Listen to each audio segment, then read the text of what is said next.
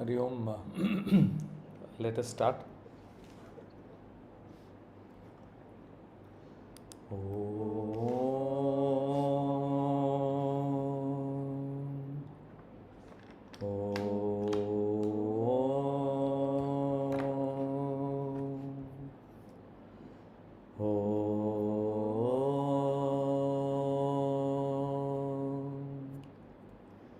Gurur Brahma, Gurur Vishnu, Gurur Devo, Maheshwara, Guru Sakshal, Param Brahma, Tasmai Shri Gurave Namaha, Tasmai Shri Gurave Namaha, Tasmai Shri Gurave Namaha.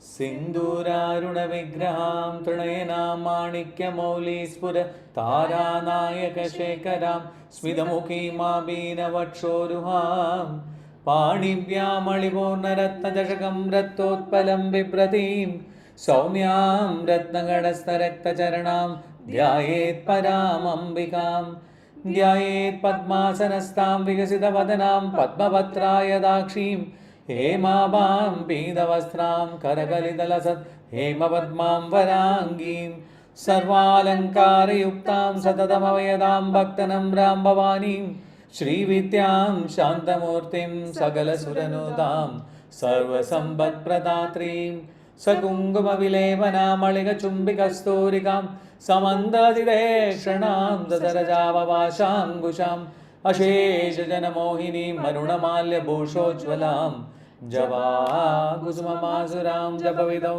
स्मरेदम्बिकाम् अरुणां करुणातरङ्गिताक्षीं धृतपाशाङ्कुशपुष्पबाणचापाम् अणिमादिविरावृतां मयूकैः अहमित्येव विभावके महेशीम् ॐ पराशक्त्यै नमः ॐ पराशक्त्यै नमः ॐ पराशक्त्यै नमः. So today we will cover from 416 to 425. We're covering only 10 today. I think tomorrow also we will be able to do only 10 because of the extent of the explanations that we have to cover for the names.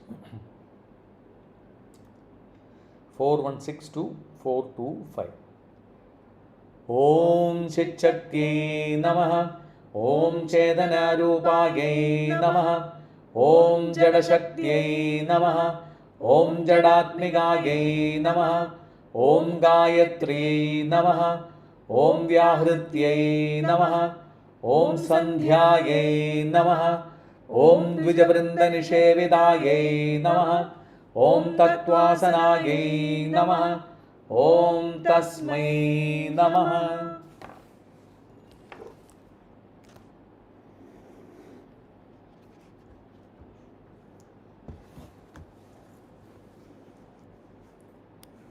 So, the first name that we are referring to is that of Chit Shaktयै Namaha. Om Chit Shaktयै Namaha. The literal meaning is Chit Shakti. Shakti is Devi.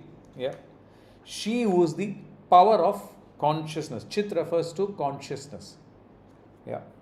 So she who is the power of consciousness. So Chit is knowledge or consciousness, and Chit is the basis for all beings. It is that essence which is there in all beings. The nature of Chit is to know and to enjoy bliss. So that is that which wipes out avidya or ignorance, that is known as Chit. If you look at the perspective of knowledge and ignorance, one is perishable and the other is imperishable. So the perishable aspect is ignorance. Ignorance can perish because at some point you will become a knowledgeable person. You will remove the ignorance and you will become a knowledgeable person. So when you remove the ignorance perishes and knowledge appears. So knowledge is imperishable. Knowledge is imperishable while ignorance is perishable. And these two are actually contained in the concept of Brahman. Brahman covers both the concept of knowledge as well as the concept of ignorance. In this context, we can even talk about when something is being taught. When something is being taught, the most important aspect that we need to understand is that when that something is being taught, it is not just the student, it is not just the person who is learning, who actually knows the subject, who gets to know the subject. It is the person who is teaching as well, who gets to know the subject even better. So the more you teach, the more you get involved in this, the more you get involved in the concepts, greater the chance of your understanding the concepts even better. So that applies to every aspect. So you take, for instance, mathematics, you take science. So the more you look at it, the chances are that a different facet of the subject comes to your view, and therefore you get to appreciate that subject a little better. So therefore knowledge is not perishable, knowledge is imperishable. And the more you teach, the more you give in terms of knowledge, greater the chance of your taking back more as well. The greater the chance that you will be able to learn even more. So Chit Shakti Namaha, or Chit Shakti in this particular case, Chit Shakti, she who is the power of consciousness. 416. The next one, Chedana Rupayai Namaha. Om Chedana Rupayai Namaha. Chetana is referring to pure consciousness. Rupa means she is pure consciousness. This is the literal meaning of this, Chetana Rupayai Namaha. Now, when you look at the power of consciousness of the Lord is called as the Chaitanyam of the Lord. The Chaitanyam of the Lord is called as the Chaitanyam is the power of consciousness of the Lord. So, when you say that, you go to a temple, they say that, that particular murti has got some more Chaitanya.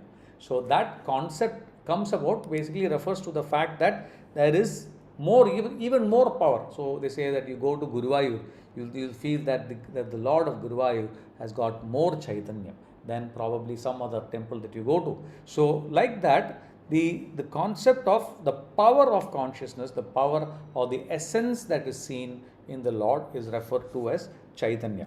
Now, in the Devi Bhagavatam, Devi is called Kutatraya Gayatri. In Devi Bhagavatam, Devi is also called as Kutatraya Gayatri. So, what is this concept of Kutatraya Gayatri? Now, Kutatraya Gayatri is basically means that Devi is in the form of the three Kutas. The three Kutas. Kutatraya Gayatri refers to the three Kutas. Which are the three Kutas? You have the Vagbhava Kuta, then you have the Madhya Kuta, and then you have the Shakti Kuta. These are the three Kutas which are referred to in this particular Trikuta. It is called as the Kutatraya Gayatri or the Tripada Gayatri. So that is the version. Now the connection is this. So first of all, we are referring to you remember what the three Kutas are. The three Kutas are the location. The Vagbhava Kuta is from the face upward, and the Madhya Kuta is in the from the torso, referring to the neck to the waist, and the Shakti Kuta is the lower part of the lower part of the body. Now, when you look at the Kutatraya Gayatri, what this does is, this has got some benefits. What are the key benefits? This helps, if you chant this Kutatraya Gayatri, it helps in the energy ascending from the Mooladhara Chakra going up to the Sahasrara Chakra. The other benefit is the integration of consciousness. It bridges the individual ego with Shiva Shakti, which is that the Sahasrara Chakra, and it helps in refining of the intellect as well. Now, there is another aspect, which is the fact that Devi is called as Chetana. We are coming to that aspect of why Devi is called as Chetana. Yeah. So in this case, if you look at the Chetana and the Kutatraya correction, Devi flows through the physical aspect via these three concepts, which is the Ichha Shakti, Jnana Shakti and Kriya Shakti. These are the three ways in which Devi acts. Now, these three powers correspond to the three kutas, which is the Vagbhava Kuta, the Kamaraja Kuta or the Madhya Kuta, and the Shakti Kuta. So, if you are chanting the Kutatraya Gayatri, the Kutatraya Gayatri is, by what it means is that is a direct way of invoking the Chetana or the Chit. So that is why she is called as the Chetana Rupa.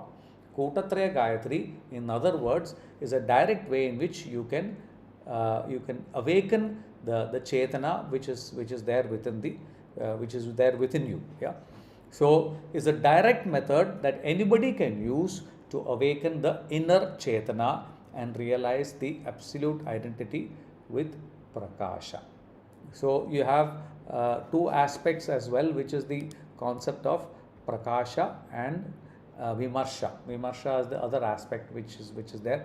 Prakasha refers to Lord Shiva, and Vimarsha refers to Devi, who is the mirror, who shows the light back to, who reflects the light back to Lord Shiva, and that is when realization dawns on Lord Shiva.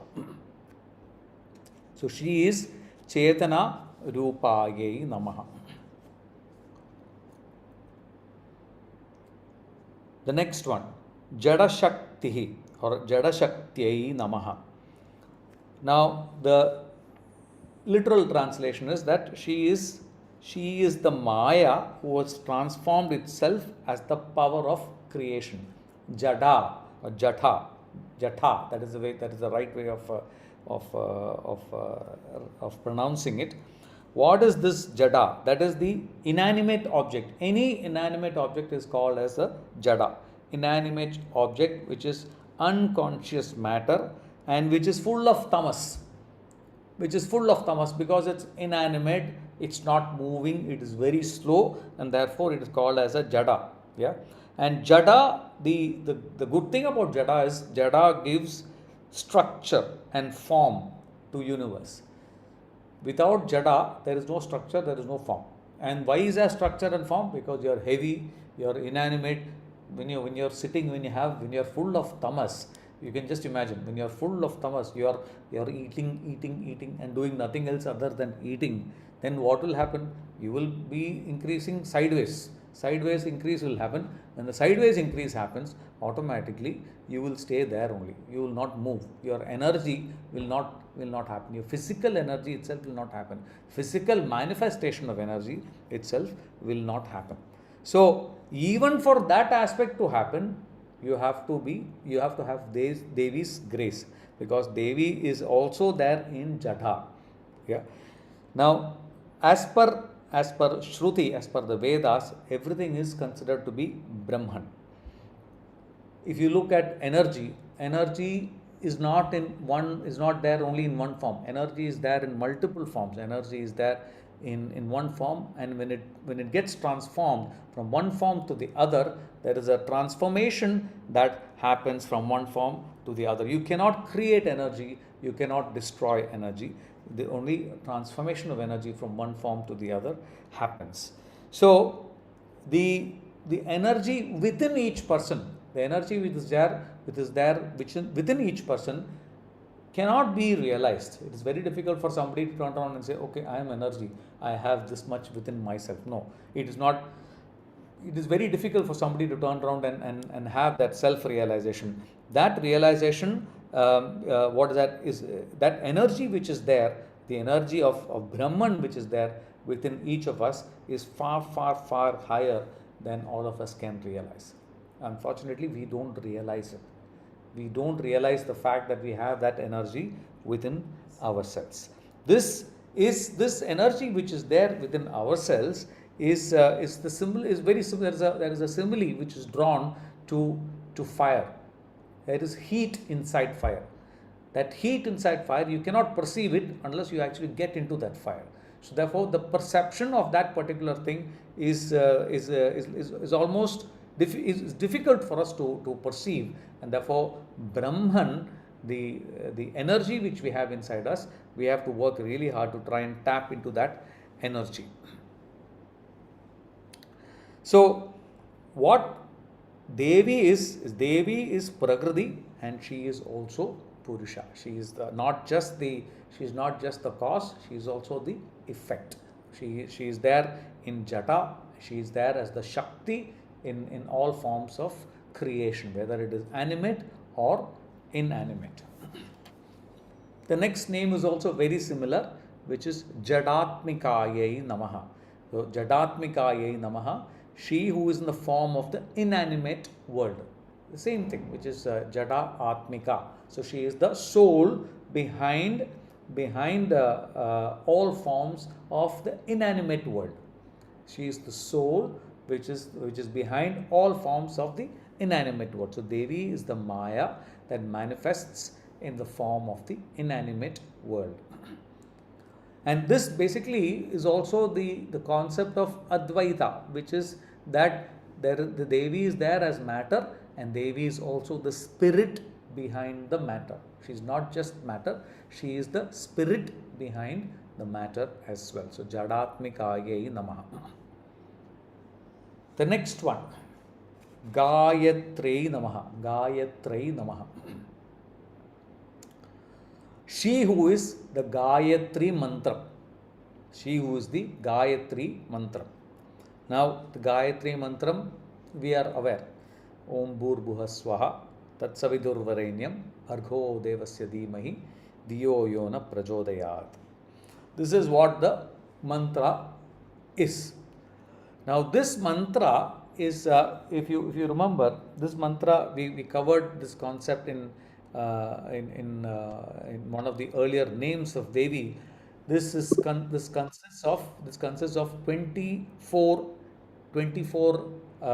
syllables. The Gayatri mantra consists of 24 syllables, and if you remember, Lord Krishna in the Bhagavad Gita says that I am Gayatri amongst the meters. I am Gayatri amongst the meters. Lord Krishna has said that, which basically means that is the best amongst the mantras.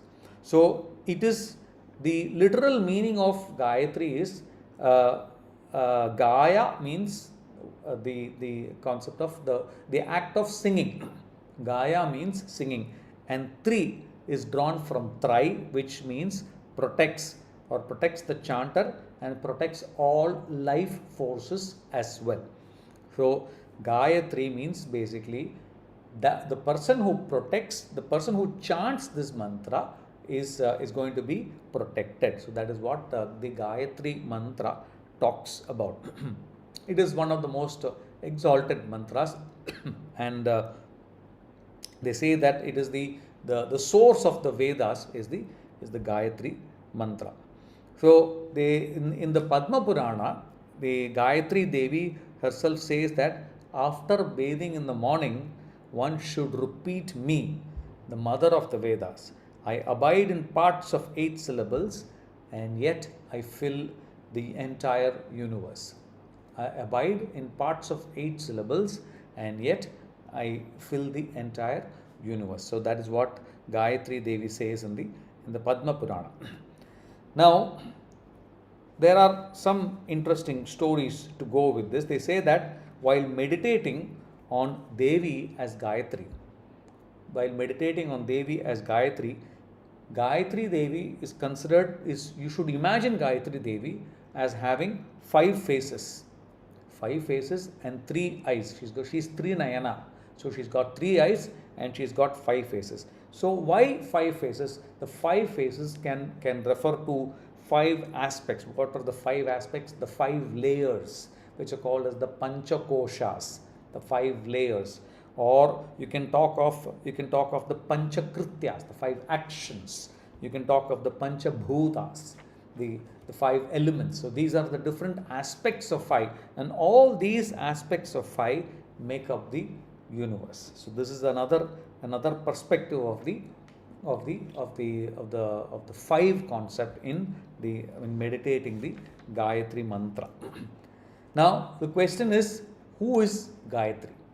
So that is also an interesting discussion.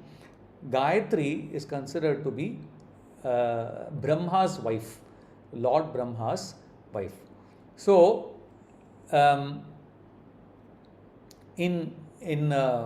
they say that in the Padma Purana there is a story that once Lord Brahma was conducting a yajna in the Pushkara area. He was conducting a yajna in the Pushkara area. So he called his wife. His wife is Savitri or Saraswati Devi. So Savitri or Saraswati Devi, he called her because there is one aspect of the yajna where the husband and wife should do together.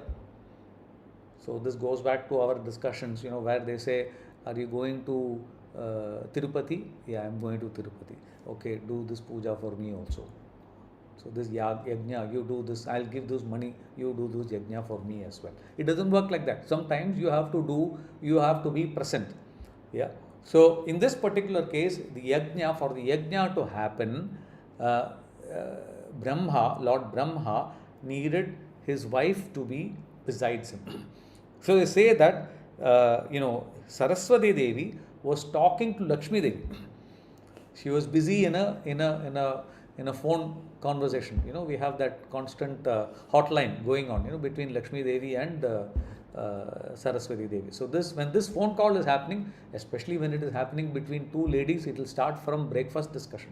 What did you make for breakfast? What are you having for lunch? What are you making for dinner? Etc. etc. All these discussions. And if they start talking about saris, finished, over. Sari discussion, then it will start in the morning, it will go on for 2 days. So this discussion was going on. On the other side, Brahma is very busy. He is doing the yajna. Yeah, he is doing the yajna. So he needs, Saraswati Devi beside him. But she doesn't have the time for this. So what he does, in order to complete this yajna, he tells Indra, Lord Indra that please, I need to complete this yajna. So Indra brings along a shepherdess. She is a shepherdess and a cowherd girl named Gayatri. And what Brahma does is, Brahma marries Gayatri. There, instant marriage, like instant coffee. Immediately the marriage has happened, and after that, he completes the yajna. Now, the story doesn't end there. So, they say that, 2 aspects are there. One aspect in men is ego. The other aspect in women is jealousy. So, these are the 2 aspects. So Saraswati Devi comes back storming back to the place, and she is completely enraged.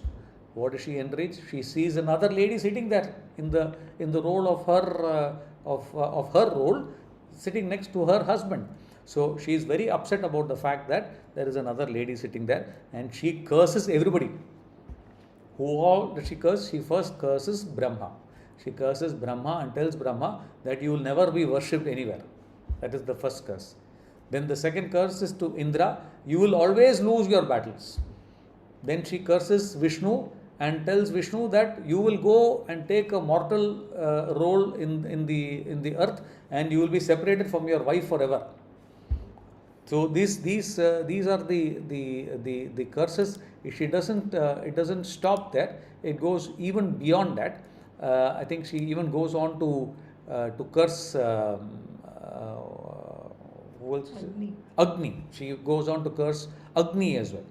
But then after that, after the curse happens, she turns around and she curses the priests also.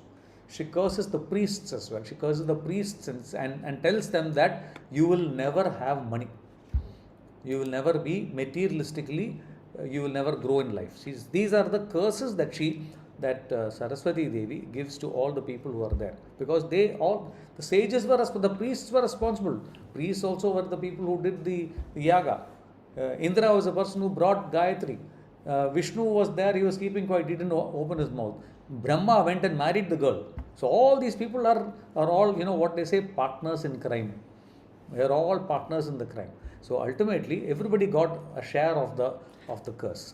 Now, what happened was, Vishnu and Lakshmi went and pacified her and said, please, thoda sa karuna de do, try and reduce the punishment, because when a curse, a divine curse happens, generally there is no question of taking it back. So what she did was, she said, okay, Lord Brahma, you will be worshipped only in that area of Pushkara. So there is only one temple for Lord Brahma, which is in that area called as Pushkara. So that is one reduction in the curse. The second thing, Lord Vishnu. What was the Lord Vishnu's curse? Lord Vishnu was that he will be separated from his wife forever. But she said, no, you will not be separated forever. You will be separated for a duration of time, which is the avatar called as Lord Rama. So that is the second, dilution of the curse for Lord Vishnu. And the third, as far as Indra is concerned, the curse was that, he will always lose his battle. But then she turned around and said, eventually you will win back all your kingdoms. You will get back all your kingdoms. So that is how Indra was also saved. And then the last one was related to the priests. She said that you will get material wealth, but you will not become very wealthy. But at the same time, you will be revered as sages and scholars. So that is a bit of a relief for the priests as well. So this is the story of Gayatri, and ultimately everything, all's well that ends well, and that is how the story of Gayatri is actually coming about. So anyone who chants the Gayatri mantra, is going to benefit from this. And Devi herself is Gayatri. She is the Gayatri mantra. Yeah. So this is the entire story of Gayatri as well, which also has a lot of similarity in today's world. In today's world as well, there are several aspects which which make a lot of sense in today's world as well. The next one, 421, Vyahrityai Namaha. She who is the nature of utterance. The Vyahridi is there, that is the utterances. She who is the nature of utterances. She who presides over the power of speech. She who presides over the power of speech. If you remember, the Vagbhava Kuta refers to the upper portion, and if you look at the speech perspective, the sound which starts as para, pashyanti, which are the four aspects: para, pashyanti, madhyama, and Vaikhriti, right? Vaikari. Sorry, thank you. Yeah. So it's Vaikhari. See, these are the four aspects of speech. So, like that, she is the utterance, Vyahridi, which is, what are the Vyahridi? Which are the utterances? Bhu, Bhuva, Swaha, Maha, Jana, Tapa, and Satyam. These are the utterances, and these are used for invoking Devi, and she is called Vyahridi. Or Vyahridi is basically the mantra. Yeah. So when you invoke Devi, you utter these mantras, and therefore she is called as Vyahridi according to Vayu Purana. So there are if you look at even the description of Devi, you have the description of Devi in the gross and subtle levels as well. So Bu is the grossest form, and Satyam is the subtlest form. Satyam is the subtlest form of this particular mantra, or the nature of the utterance, which is Vyahridihi. The next one, 422, Sandhya, Sandhyayai Namaha. So she is in the form of twilight. Sandhya refers to the twilight. There are three twilight zones. The first twilight zone, the three zones where there is a transition. The first zone is in the morning, which is when night ends and the day starts, and then the midday, when the morning ends and the afternoon that starts, and the last is in the evening, when the evening ends and the night starts. So these are the three areas which are called as the Trisandhya. These are the three areas or the three aspects of twilight. So Sandhya is that which brings together day and night. It brings together the day and night. So as far as Devi is concerned, Devi is not concerned with the day and night. She is concerned more with Yuga Sandhya. She is concerned more with the Yuga Sandhya, a person who joins the two yugas together. So these are that, from that perspective, she's called as the Sandhya. Now there is if you go into the Kaliga Purana, there is again the story of Sandhya. So who is Sandhya? Sandhya was a what is that? They say that when Brahma was creating, the first creation he did was Prajapati, and the next was all his Manasa Putras. All the Manasa Putras, or his mind sons, were created by Brahma. And subsequent to that, he created a very beautiful lady called Sandhya. A very beautiful lady called Sandhya. She was extraordinarily beautiful. Yeah, a woman of unparalleled and flawless beauty, and Brahma called her Sandhya. Subsequently, in order to match that, he created a male counterpart, and that male counterpart was Kamadeva. And what Kamadeva was a god of desire and love, and he was with his bow and arrow made from flowers. Now, Kamadeva, he was testing his powers, his arrows of passion affecting everyone, and all people ended up running behind Sandhya. That is what happened.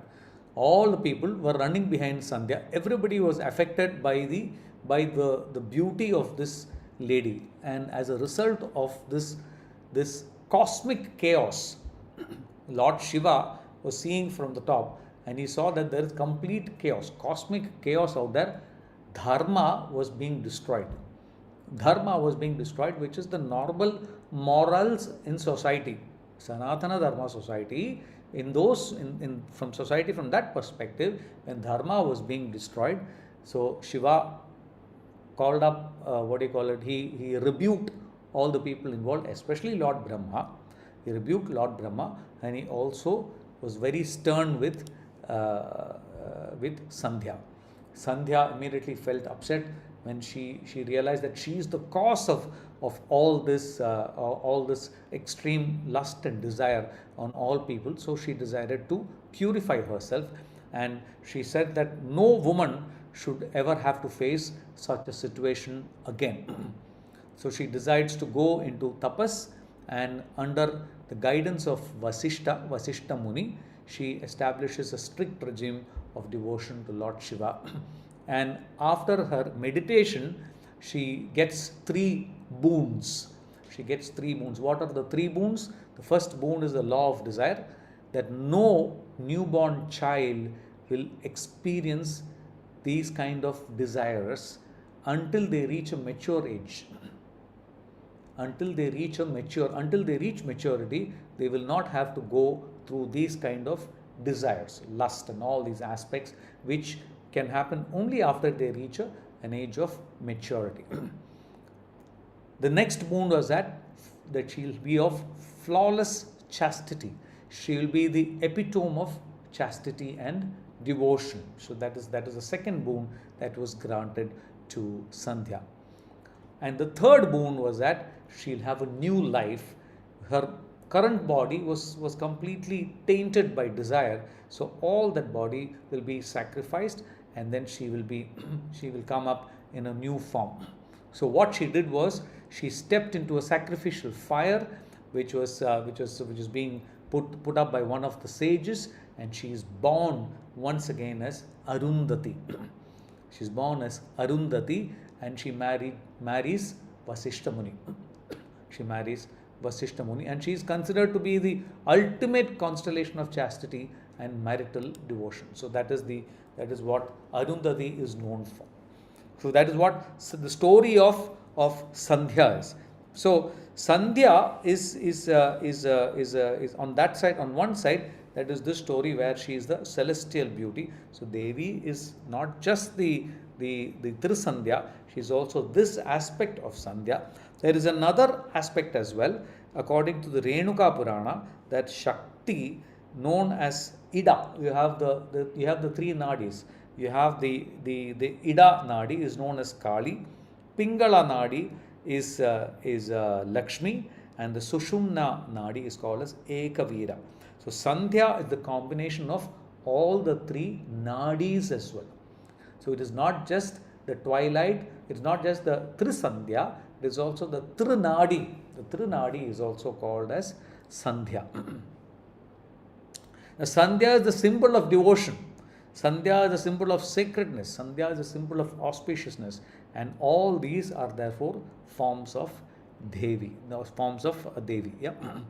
So then you have a transition phase where a person who is meditating, and when that person realizes that that person is none other than the Supreme, then that instant when he transforms from being a normal person to realizing his supreme nature, that instant is also called as Sandhya. So the transition, whenever transition happens, that instant is called as Sandhya. So these are the several ways in which you can refer to Sandhya. But the important aspect is that these twilight zones are the times when one should worship Devi to the maximum extent. When you worship Devi at the Sandhya Neram, at that time, that is the time when Devi will bless us with all good things. In fact, they say that even in the evening time, when you are when the Trisandhya in the evening time, especially in the evening time, when your prayers are there, that is the time when Lord Shiva and his Bhuta Ganas are going around spreading blessings. So that is the time when you are supposed to be praying and not listening to rock music or doing some dance and all those things. That is not the time. The time for prayer is especially at that time when you should be spending time in prayer, focusing on the divine. So make sure that at your home in the evening, light the lamp in the evening, not your candle lamp, the proper oil wick. Please light it in the oil lamp in the evening. Say your prayers, because that is the time when maximum blessings are being given out in this world. Sandhya.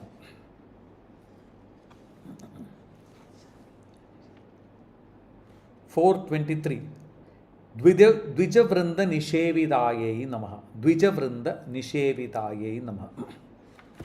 Dvija means twice born. People who are twice born. Dvija, people who are twice born.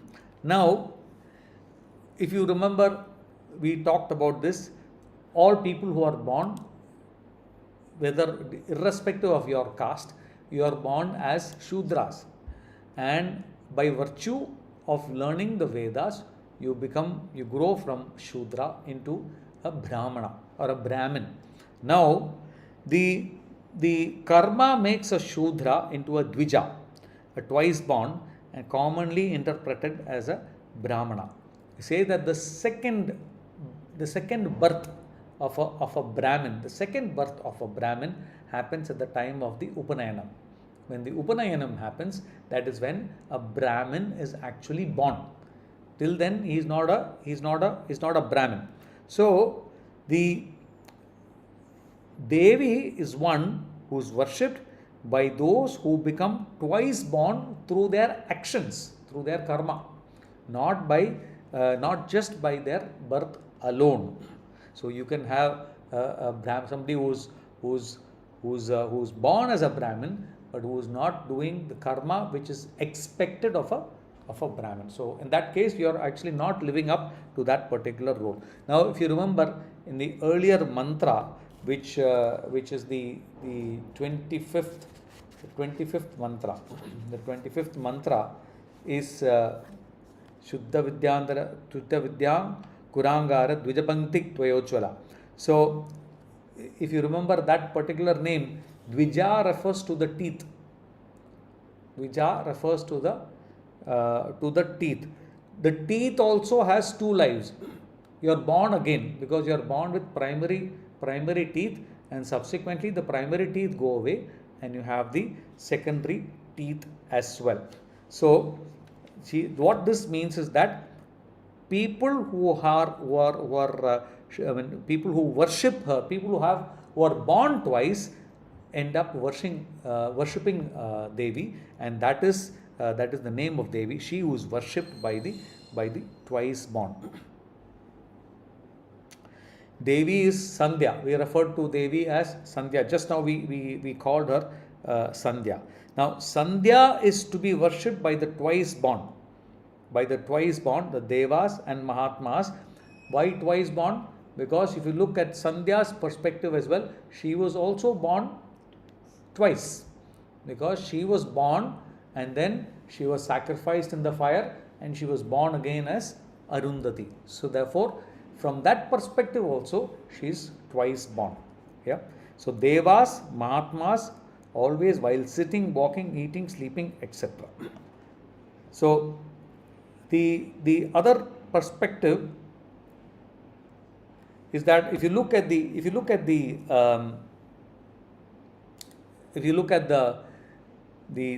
state of sleep of a person, you have the awakened state, and then you have the sleep state, and then you have the dream state.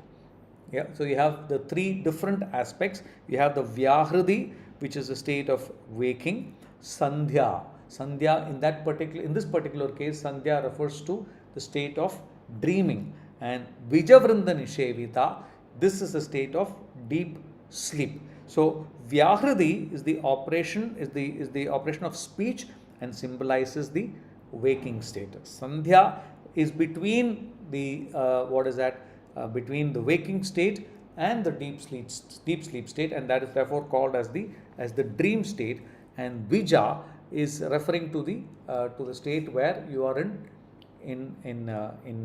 deep sleep. So here you're having a connotation with birds. So birds that fly and fly hard and do a lot of work, and they come back and they're completely fatigued from flight. They come to their nests after waking, after dreaming, and then they come to a state of deep sleep. So one of the Upanishads talk of a hawk or falcon flying for a long time, completely exhausted, come to its nest. So a person hastens to the state where, falling asleep, he desires nothing nor sees any dream.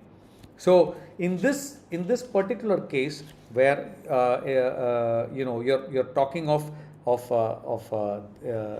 Dvijavrinda Nishevita also refers to a state of deep sleep as well, yeah, which is on either side of the state of Sandhya.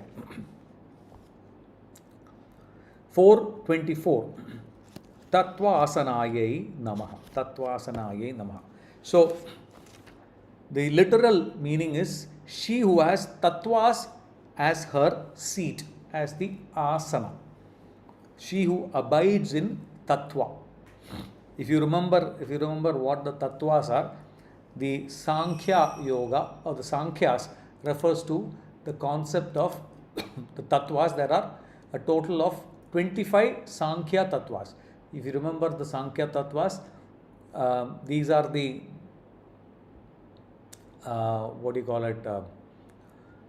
Purusha, Prakriti, Mahat or Buddhi, Ahankara, Manas or Manas.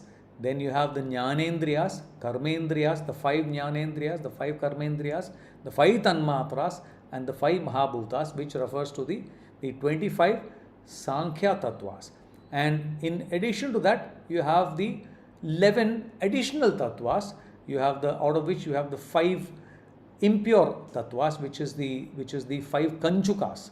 The kanchukas are the Kala, Vidya, Raga, Kala, Niyati, and then you have the 6 pure tattvas: Maya, Shuddha Vidya, Ishvara tattva, Sadashiva tattva, Shakti tattva, and Shiva tattva. So these are the total of 36 tattvas, 25 plus a further 11 tattvas as well.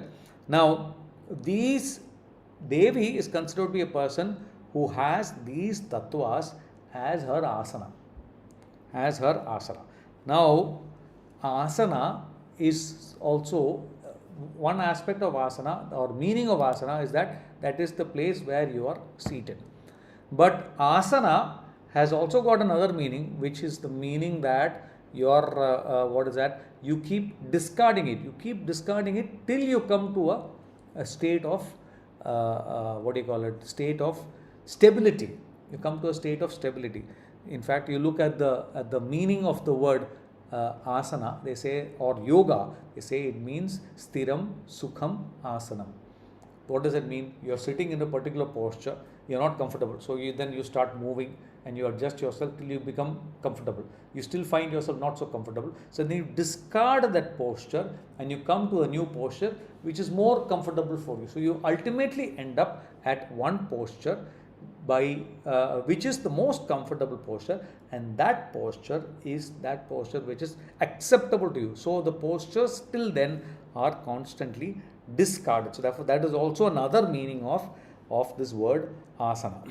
So what Devi means from this perspective is that Devi who discards all the 24 tattvas or the 36 cosmic elements, and ultimately the only thing left after all this is Devi, is the pure truth or Satyam.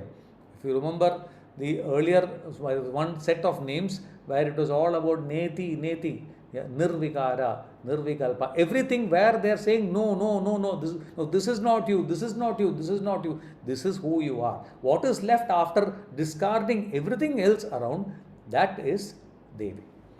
So this is the ultimate aspect. So she discards everything, and what is left at the end of discarding everything is Devi. So this is the Tattvasanaye Namaha. The last name for today, which is Tat. So Tat basically means she who is that. She who is that. And what is that? The supreme truth, Brahman.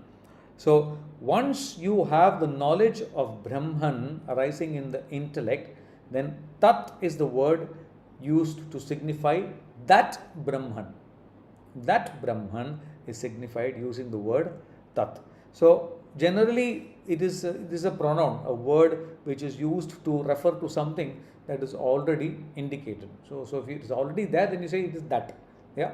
But in this particular case, it is very difficult. All known things are included in that, because behind everything everything has got an element, an essence of Devi, and that essence is the supreme consciousness. So, if you look at the Namavali form in which Devi is invoked name by name, this mantra becomes Om Tasmai Namaha. Tasmai is the dative form of the pronoun Tat. So this brings us to the end of today's discussion. Tomorrow also we will be doing only about 10 names, which will bring us to about 4:35 tomorrow. And this week we will be doing 450, but this month the target will be to complete 250 names. So by the end of June we will have completed 650 and by the end of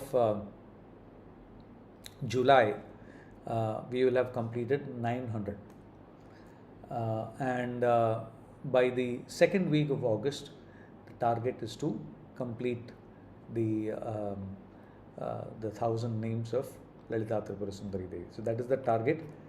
Let us see how far we get there. I offer these words at the lotus feet of Lalitha Tripura Sundari Devi. Om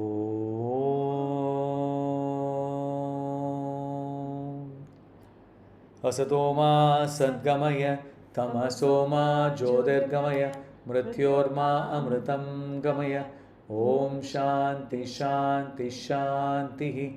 Om Lokaha Samastah Sukhino Bhavantu. Lokaha Samastah Sukhino Bhavantu. Lokaha Samastah Sukhino Bhavantu. Om Shanti Shanti Shanti. Karacharana Kritam va Kayajam Karmajam va Shravananayana va Manasam va Paradam Vedama Vedam va Sarvamedakshamasva. Jaya Jaya Karunabde Shri Mahadeva Shambho. Jaya Jaya Karunabde Shri Mahadeva Shambho. Jaya Jaya Karunabde Shri Mahadeva Shambho. Om Shri